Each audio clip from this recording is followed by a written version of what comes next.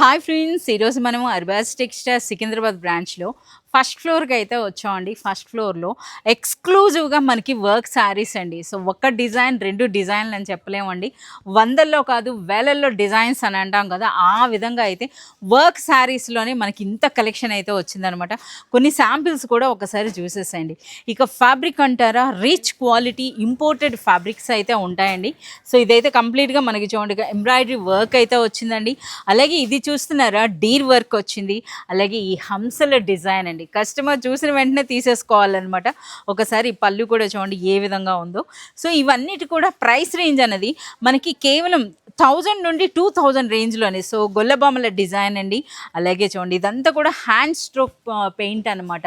Peacock design ఎంత హైలైట్గా ఉందో చూస్తున్నారా.